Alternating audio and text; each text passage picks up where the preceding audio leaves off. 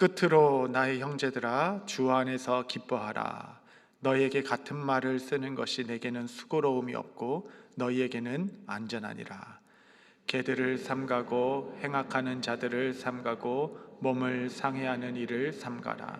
하나님의 성령으로 봉사하며 그리스도 예수로 자랑하고 육체를 신뢰하지 아니하는 우리가 곧 할례파라. 그러나 나도 육체를 신뢰할 만하여 만일 누구든지 다른 이가 육체를 신뢰할 있는 줄로 생각하면 나는 더욱 그러하리니 나는 8일 만에 할례를 받고 이스라엘 족속 베냐민 지파여 히브리인 중에 히브리인이요 율법으로는 바리새인이요 열심으로는 교회를 박해하고 율법의 의로는 흠이 없는 자라. 그러나 무엇이든지 내게 유익하던 것을 내가 그리스도를 위하여 다 해로 여길 뿐더러 또한 모든 것을 해로 여김은 내 주 그리스도 예수를 아는 지식이 가장 고상하기 때문이라. 내가 그를 위하여 모든 것을 잃어버리고 배설물로 여김은 그리스도를 얻고, 함께 읽겠습니다. 그 안에서 발견되려 함이니 내가 가진 의는 율법에서 난 것이 아니요 오직 그리스도를 믿음으로 말미암는 것이니 곧 믿음으로 하나님께로부터 난 의라. 아멘. 빌립보서 4장으로 구성되어 있고요. 새벽에 이렇게 하나씩 해오던 게 이제 절반 끝난 겁니다. 그래서 이제 3장, 4장 이렇게 다루게 됩니다. 3장의 시작은 이제 끝으로 이렇게 시작하죠. 끝으로 이제 설교할 때 이제 끝으로 그러면 야 이제 끝나는구나 이제 그러죠. 사도 바울은 이제 끝으로 하고 이제 반을 더 해버립니다. 20분을 더 하는 거예요. 그래서 또 4장에 보면 또 끝으로 한 번 더 합니다. 그래서 이렇게 이것은 이제 마무리하겠다라는 의미가 아니라 이제 강조하겠다는 의미죠. 이제 강조 이게 목적이다. 이 말을 하려고 편지를 썼다라는 어떤 강조 구문이다. 여러분 이렇게 생각하시면 되겠습니다. 그래서 어떤 목사님이 자꾸 이렇게 이제 마지막으로 막 하고 막 10분 더 하시고 또 끝날 때 이제 끝으로 막 그러면 너무 이렇게 그냥 화내지 마시고 저분이 바울 닮았구나 그렇게 생각하시면 됩니다, 여러분. 어쨌든 이제 결론적인 큰 결론을 맺고자 강조하면서 말씀하고 싶었던 것이 1절입니다. 끝으로 나의 형제들아 주 안에서 기뻐하라. 너에게 같은 말을 쓰는 것이 내게는 수고로움이 없고 너에게는 안전하니라. 여러분 기쁨이 있게 되기를 바랍니다. 기쁨이 우리를 지킵니다. 기뻐하라라는 것을 계속 강조하면서도 내가 수고로움이 없다 할 정도로 이 기쁨의 여정, 존 파이퍼 목사님이 얘기하는 것처럼 이 희락주의자들입니다. 우리는 기쁨을 추구하는 자들입니다. 우리는 뭐 과격한 희생하는 자들도 아니고 그렇다고 뭐 말 못할 고결한 무슨 어떤 뭐 가치에 막 이렇게 내 자신을 막 드리는 자가 아니라 기쁨이 우리를 이끌어가기에 그렇게 할 수밖에 없는 사람들. 기쁨을 늘 점검하십시오. 기쁨 없이 하는 것은 하나님께 영광이 되지 않는다. 이 생각 하나 붙들고 늘 우리 안에 점검해야 되는 수치는 내 안에 얼마나 기쁨이 있는가 이겠죠. 그런데 이 기쁨이 어디서부터 나는 것인가? 이것은 주 안에서 기뻐하라. 이 주 안에서 엔 크리스토 주 안에서. 여러분 나중에 이제 빌립보서를 한번 탁 통독하실 때 형광펜을 가시고 주 안에서가 나오는 데는 다 줄쳐 보십시오. 빌립보서는 그리스도 안에서 누리는 기쁨을 이야기하는 거구나라는 것을 우리는 알 수 있습니다. 그리스도 밖에서는 아무것도 할 수 없다라는 것을 알려주는 서신서. 그러면서 2절에 이렇게 얘기합니다. 개들을 삼가고 행악하는 자들을 삼가고 몸을 상해하는 일을 삼가라. 이것이 할례파를 이야기하는 겁니다. 자기 육체를 자랑하고자 하는 자들, 또 율법의 의로 구원을 얻을 수 있다라고 하는 자들, 육체에 자랑하는 자들을 아주 그냥 과격한 언어로 이야기하죠. 개들을 삼가고 행악하는 자들과 몸을 상해하는 자들을 너희는 다 삼가해야 한다라고 아주 엄격하게 이야기합니다. 그 이유는 안전 때문에 그런 거죠. 영혼의 안전 때문에. 저도 이제 아직도 이렇게 아주 가슴이 이렇게 서늘한 기억이 있는데, 엣지워러 여기 앞에 몰이 하나 있는데, 거기서 우리 큰애가 아주 어릴 때 잠깐 몰에 들었다 나오는데 차로 막 뛰어나간 거죠. 나가가지고인데 그 몰 안에 차가 얼마나 빨리 달렸는지 차가 끽 쓰고 아이는 놀라가지고 옆에 넘어졌던 그 순간에 제가 얼마나 깜짝 놀랐는지 모릅니다. 근데 그때는 이렇게 막 제가 소리를 지르게 되죠. 부모의 마음은 원래 그런 겁니다. 이렇게 안전 문제가 딱 걸리면 막 이렇게 막 과격하게도 얘기하고 소리를 막 이렇게 지르게 되죠. 생명과 영혼의 문제이기 때문에 그렇습니다. 그러니까 여러분, 육체를 자랑하는 것, 나의 어떤 공덕을 쌓기 시작하고 나의 의로움을 이야기하기 시작하는 것은 정말 영혼의 안전 문제에 있어서 아주 위급한, 그래서 개들을 삼가십시오라고 이야기할 수밖에 없는 아주 강한 어조로의 권면이죠. 공로주의가 얼마나 영혼의 해악이 되는지 모릅니다. 이 공로주의의 가장 역사적 표본은 로마 카톨릭 교회들이 판매하였던 면죄부이겠죠. 베드로 성전을 잘 짓고 싶었습니다. 건축 자금을 원해서 돈으로 면죄부를 살면 이제 동전을 탁 넣는 그 땅그랑 소리가 죽은 영혼이 연옥에서 천국으로 들어가는 문소리다, 이렇게 종소리다, 이렇게 이야기했죠. 여러분, 얼마나 쉽습니까? 여러분, 종교는 쉬운 거예요. 얼마나 쉽습니까? 올가매기가 쉽죠. 가뜩이나 우리 부모님이나 자식이나 사랑하는 사람을 상실하면 마음에 누구나 부담이 있고 죄책감이 있고, 생전에 조금 더 잘해줬어야 하는데, 이런 잘 섬겨야 되는데, 이런 아픔이 누구나 있죠. 그걸 이용하는 겁니다. 누가 안 하겠어요? 당신은 성경도 누구도 읽을 수 없었는데 라틴어로 기록되어 있기 때문에 그냥 깜깜이 눈으로 듣는 것만 따라가고 있는 성도들에게 이 땡그랑 소리가 이 공덕을 쌓아 천국에 이르게 한다, 이거에 누가 버틸 수 있겠습니까? 여러분, 아니더라도 하는 거지. 아니더라도 안 믿겨라도 하게 되는 거예요. 그게 바로 공로주의의 어떤 단면 중에 하나입니다. 그래서 이제 우리 교회도 이제 장례가 많은데 기독교 장례 문화를 조금 익숙해질 필요가 있습니다. 이제 누구나 미국에 오면 이렇게 우리는 이제 뷰잉 해가지고 마지막 고인의 그 육체 모습을 이제 이렇게 땅에 묻기 전에 한번 보잖아요. 이제 뷰잉을 이제 하게 되는데, 우리가 익숙해서 그렇지만 또 한국에서 처음 온 사람은 좀 깜짝 놀라기도 해요. 그렇죠? 그런데 이제 저희는 죽은 시체 앞에서 기도를 하지 않습니다. 그것은 뭐냐면, 이제 죽은 영혼이 뭐 명복을 빈다거나 죽은 영혼의 안전을 의탁한다거나 죽은 영혼을 이런 어떤 죽은 자를 향한 기도를 하지 않아요. 이게 로마 카톨릭 교회에서부터 시작된 어떤 그런 어떤 전통의 뿌리라고 생각하기 때문에 우리는 산자를 위하여 기도합니다. 그러니까 주의 심판대 앞에 이미 섰을 것이고 주님께서는 그리스도의 의로움으로 그를 받아주실 거죠. 그래서 우리는 이제 고인 앞에 섰을 때 묵념은 괜찮습니다. 그러니까 여러분 마음 문제죠, 뭐. 그래서 고인의 그 고결한 삶을 기리고 또 그 정신을 마음에 새기고 또 그의 것도 좋지만, 묵념은 괜찮지만 우리는 기도는 하지 않아요. 그래서 저는 이제 뷰잉할 때 일부러 또 기도하는 모습으로 보일 수 있을까봐 눈을 뜨고 이제 곧 만납시다. 곧 만나 뵙겠습니다. 꼭 천국 좋은 곳에서 기다리고 계시면 다 선한 싸움 마치고 그곳에서 밝게 뵙겠습니다. 이렇게 마지막 고인과 인사를 나누고 이제 유족들을 위로하는 거죠. 더 이렇게 위로. 그래서 사실은 이제 예수 믿지 않고 돌아가신 분에 대한 장례는 어떻게 하냐, 뭐 이런 것도 있는데 저는 전혀 거리낌이 없습니다. 왜냐하면 복음은 언제나 필요하고 저의 주된 관심은 유족들을 더 위로하고 다시 한번 복음 앞에 경고의 서기로 결단하고, 그러니까 죽은 영혼을 위한 어떠한 예식이 아니에요.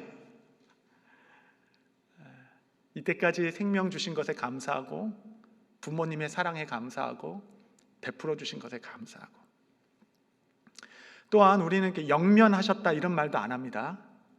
영면은 영원히 잠들었다는 건데 우린 영원히 잠들지 않아요.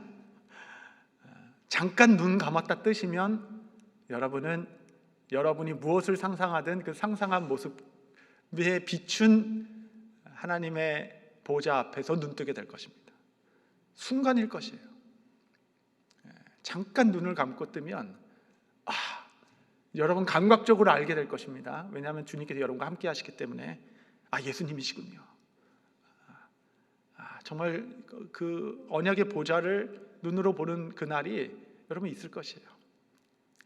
그래서 우리는 이제 영면하였습니다 이런 말도 쓰지 않습니다. 이런 어떤 문화 안에 이제 우리의 어떤 신학과 우리의 어떤 복음을 담아내는 거죠. 그래서 이제 결혼식은 뭐 바쁘면 좀 안 가도 저희 안 가도 기쁩니다. 거기는 우선 신랑 신부가 기뻐요. 그래서 여러분 안 가도 기뻐. 그런데 장례 예배는 여러분이 와주셔야 위로가 됩니다.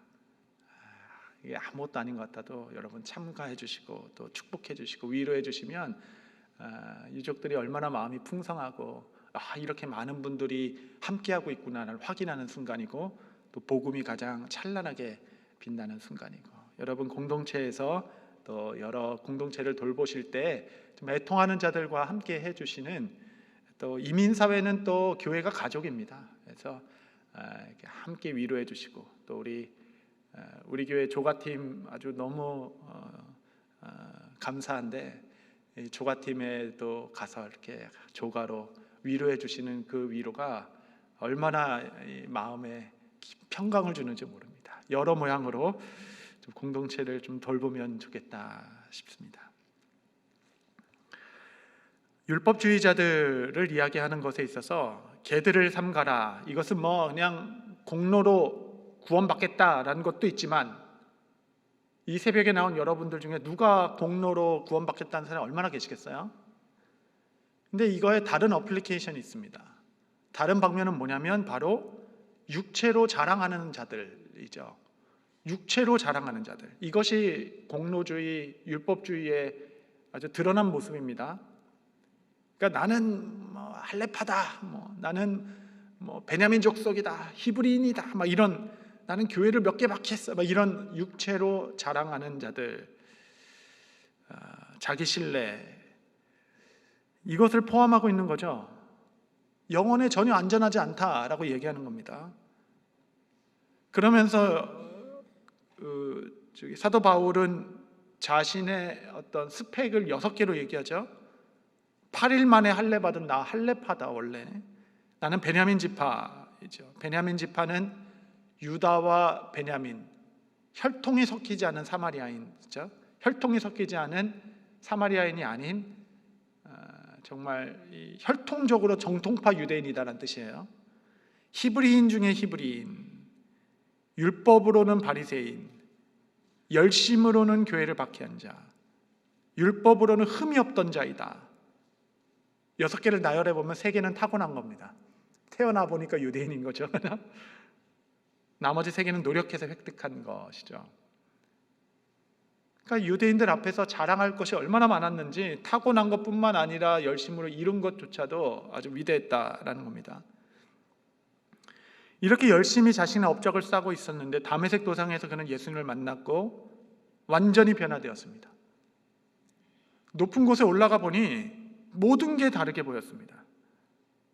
과거에는 다 이득이고 자랑이었던 것이 오히려 해로움과 또 배설물처럼 여겨지게 됐습니다. 그동안 이렇게 높게 쌓아놓은 것이 나의 어떤 의로움이었는데 이제는 자랑이 아니라 부끄러움이 된 것이죠. 율법으로 흠이 없다라고 말한 자가 죄인 중에 괴수다라고 말합니다. 그의 인생관이 그냥 100% 아니 180도 그냥 바뀌어버린 사건. 실체를 보니까 모든 게 그림자였다는 것을 알게 된 거죠. 여러분, 우리 뉴제 초대교회에서 와서 하면 안 되는 것 중에 하나가 뭐냐면 자기 자랑입니다. 우리 성도들이 함께 모여서 한번 자랑하기 시작하면 할 말 너무 많아요. 그래서 내 자신을 드러내봤자 이득될 게 하나도 없습니다, 여러분. 육체를 자랑할 만한 것이, 신뢰하는 것이 많다라고 얘기했으나 그리스도 안에서 빛을 발견하니 오라 나는 곤고한 사람이로다. 누가 이 사망의 몸에서 나를 건져내랴. 누구든지 그리스도 안에서 새로운 피조물이라 말씀하신 사도 바울은 이렇게 피조물이 된 겁니다. 그러니까 자기 자신을 해석하는 능력이 완전히 바뀌었고, 세상과 내 쌓아놨던 모든 것에 대한 해석의 능력이 바뀌어진 것이 새로운 피조물이 된 거죠. 바울이 그리스도인이 되면서 지불한 대가가 사실은 만만치 않습니다. 감옥에도 갔고 돌에도 맞고 어려움이 있었는데 결코 그 상황이 그를 궁핍하거나 결핍하게 하지 못한 이유가 있어요. 그 이유는 그리스도를 아는 지식이 가장 고상했기 때문에 그랬습니다. 우리 3장 8절 한번 다 같이 한번 읽어보죠. 빌립보서 3장 8절 읽겠습니다. 시작. 또한 모든 것을 해로 여김은 내 주 그리스도 예수를 아는 지식이 가장 고상하기 때문이라. 내가 그를 위하여 모든 것을 잃어버리고 배설물로 여김은 그리스도를 얻고. 그러니까 우리는 이걸 그냥 그래 배설물인데 버려야지 버리는데 애쓰잖아요. 근데 그게 아니라는 겁니다. 그리스도를 얻고자 한다라는 것은 이제 헬라어로 케르다이노 얻다라는 뜻의 단어 중에 하나는 장사하다라는 의미가 있다고 합니다. 그러니까 make a profit. 그러니까 이거는 아까운데 막 눈물로 버려서 막 힘든 길을 걷는 게 아니라 아주 make a profit, 장사하는 거죠. 야, 그리스도를 얻는 게 훨씬 더 놀라운 거구나. 이게 막 너무 좋아가지고 나머지는 다 그냥 알아서 해. 하든지 말든지 알아서 해. 그리스도 외에는 다른 게 보이는 게 아닌 겁니다. 너무 좋아서. 그래서 정확히 말하면 우리는 헌신한 적이 없어요. 그냥 단지 좋은 걸 선택한 겁니다. 더 위대한 것을 선택한 거죠. 더 빛나는 가치를 부여한 것뿐입니다. 그래서 그리스도를 사기 위하여서 나머지 것을 다 배설물로 여기다, 아까워하지 않겠다. 이것이 그리스도를 발견한 자의 어떤 기쁨 아니겠습니까? 그리스도 안에서 무언가 어마어마한 것을 발견한 겁니다. 그 높이와 깊이는 측량할 수 없고 나를 송두리째 바꾸는 영광을 그리스도 안에서 발견한 거죠. 바울이 그 인생을 산 것은 어리석어서가 아닙니다. 지혜로워서이죠. 영원한 것을 발견했기 때문에 썩어질 것을 그냥 버린 것입니다. 에서는 팥죽 한 그릇에도 장자권을 팔았죠. 그 장자권이 어마어마한 것입니다. 그 장자권은 하나님 섭리 안에 있었지만 그의 후손 가운데 그리스도가 이 땅에 오시는 장자권을 의미하는 거죠. 보이지 않는 하나님의 축복을 보이는 팥죽 한 그릇에 바꿔버린 겁니다. 신령한 것에 대한 그 가치를 전혀 모르고 지금 내가 배고프니까 팥죽 한 그릇에 세상의 그 장자권을 그냥 팔아버리는 것은 어리석은 자이죠. 그런 자가 어리석은 자이죠. 정말 그리스도를 얻는 기쁨이 여러분 가운데 있게 되기를 바랍니다. 우리는 헌신한 것이 없어요. 교회를 하다 보면 제일 무서운 사람이 내가 이만큼 헌신했습니다. 그거 진짜 그거 다 교회에서 다 그 보상 받아가려 그러면 교회 뿌리 흔들립니다. 우린 드린 게 없고 헌신한 게 없죠. 우린 그리스도를 얻은 겁니다. 그리스도를 본 거죠. 그럴 때 이제 무익한 종이 되는 겁니다. 무익한 종이 되면 본부대로 했을 뿐인데 무슨 상 받을 것이 있습니까? 아주 개혁주의, 복음주의, 오직 은혜주의의 아주 핵심 고백이죠. 육체의 자랑을 부추기는 기독교는 없습니다. 예수님 잘 섬기면 육체는 더 신뢰할 만해질 것이며 더 자랑할 것이 많아질 것이다 라는 종교는 있지만 그러한 복음은 없습니다. 그래서 어떤 어머니가 막 기도하는 것을 듣다 보면 뒤에서 한 목사님은 이런 생각이 든다라고 했죠.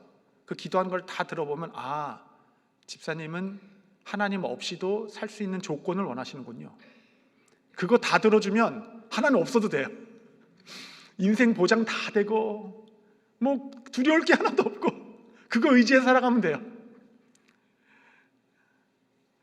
여러분, 육체의 자랑을 부추기는 기독교는 없습니다. 누가는 의도적으로 부자 청년 이야기와 삭개오 이야기를 붙여놨습니다. 저자의 의도이죠. 부자 청년은 영생을 강구했고 삭개오도 영생을 받게 됐습니다. 같은 목적을 이뤘죠. 부자 청년은 와서 예수님께 무엇을 하여야 영생을 얻을 수 있습니까? 그러니까 질문이 틀리면 정답을 받을 수가 없어요. 여러분들이 왜 기도응답이 없을까? 도대체 왜 정답이 떨어지지 않는가 하면 잘 보십시오. 질문이 틀리면 정답을 도출해낼 수가 없어요. 질문이 틀렸어요. 질문이. 예수님께 와서 무엇을 하여야 영생을 얻을 수 있겠습니까? 무엇을 갖춰야 영생을 얻을 수 있습니까? 이 질문 자체가 틀린 겁니다. 예수님께서는 가진 것 다 팔아서 나를 따르라 말씀하셨죠. 그러니까 청년은 거기서 멈춰설 수밖에 없었습니다. 왜냐하면 그는 종교인이기 때문에 그래요. 그가 원했던 것은 어떤 것도 놓을 수 없었습니다. 내가 가진 명예, 평판, 재물을 다 움켜쥐고 그 위에 영생을 더 갖고 싶었던 거죠. 그러니까 아무것도 놓지 않고 영생까지 얻고자 했던 것입니다. 그런데 이제 그 다음에 나오는 세리 삭개오를 보십시오. 그는 뭐 움켜쥘 대로 움켜쥐었던 자인데 영생의 복음이 그 안에 딱 떨어지니까 모든 것을 풀어 나눠주기 시작했죠. 누가 시킨 것도 아닌데. 여러분, 그래서 복음은 계속 이렇게 움켜쥐게 하는 능력이 아니라 내어버리게 하는 능력입니다. 내어버리게 하는 능력. 이것도 아무것도 아니다. 이것도 아무것도 아니다. 다 움켜쥐고 그것도 잡겠다는 게 아니라 내어버리게 하는 능력. 이게 복음이죠. 모든 것을 배설물로 여길 수 있는 복음적 환희가 내게 있는가. 오스왈드 챔버스 목사님이 쓰신 글 중에 이런 글이 있습니다. 우리는 사역자로의 부르심은 다른 사람보다 우월한 위치에 서는 것으로 생각합니다. 그러나 예수님의 말씀에 의하면 주의 부르심은 다른 사람들의 신발 털이개가 되라는 부르심입니다. 바울은 이런 고백을 합니다. 나는 당신을 위해 나의 마지막 힘까지 다 사용할 것입니다. 당신이 내게 칭찬을 하든 비방을 하든 상관없습니다. 한 사람이라도 더 예수 그리스도를 믿을 수 있도록 나는 그들을 섬길 것입니다. 이는 나는 그리스도께 빚진 자이기 때문입니다. 이렇게 고백함에도 바울 섬김의 주된 동기는 사람을 향한 사랑이 아니라 그리스도를 향한 사랑이었습니다. 만일 우리가 사람을 위해 헌신한다면 짐승보다 못한 수많은 배은망덕한 사람들 때문에 우리의 가슴은 곧 멍이 들고 찢어질 것입니다.